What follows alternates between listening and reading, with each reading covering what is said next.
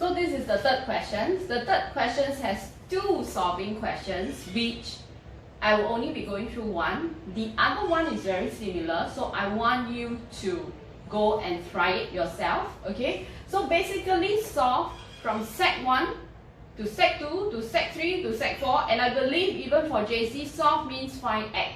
And x can be an integer, it can be a decimal, it can be a negative number, okay? Solve means x equals to a number.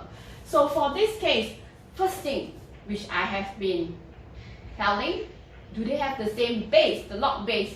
Yes, so this is actually the basic level questions, okay? For the intermediate level questions will be not having the same base, then we have to do change of base. So if they are the same base, then what can we do? Combine, okay? So this is 2 logarithm function. I will change it to 1. So before we combine, this one has to be pushed up.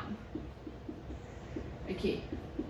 So this one is same log base 5. So I will combine them. X squared over x minus 4 equals to 2. So now what here? So you can add another logarithm log 5 here, or you can simply push this up. So this is x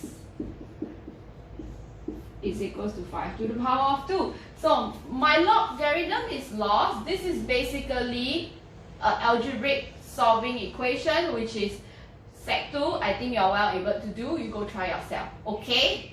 Thank you. So now this is the fourth and the final questions. So when I give you, I did look through the homework and all is within your capability. So next time, try, okay? Try, and when you're stuck, you can take a picture and WhatsApp me back, okay? So basically, this is solving, okay? In the questions, they are very kind. They say solve simultaneous equation. But as you progress, you will be required to identify, oh, solving. So is it solving algebra or solving simultaneous? How do we know that we need to solve simultaneous? So this is the intention. You go check it out. How many unknowns again? So we have a x and we have a y. So 2 unknowns. So from lower secondary, some schools learn it in Sec 1, some schools learn it in Sec 2. For 2 unknowns, you need 2 equations, and that is what we call simultaneous equations.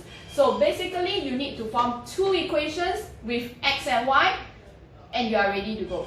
So how do we do it? So this one is the 90% rule that I have been sharing with all my students. So please remember, I want to drop the log and push this one here. So from here, x minus y is equal to 3 to the power of 1.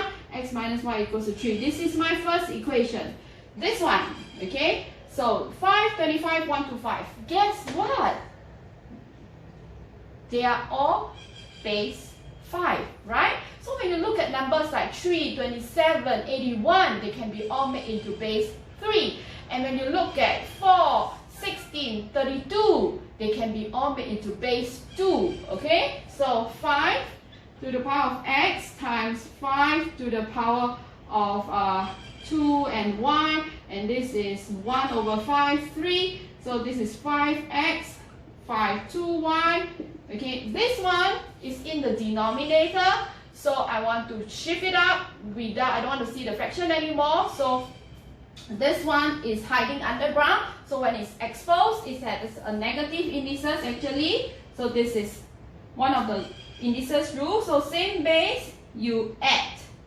So double base, you add. So yay, there is only one base here and one base here. We can cancel.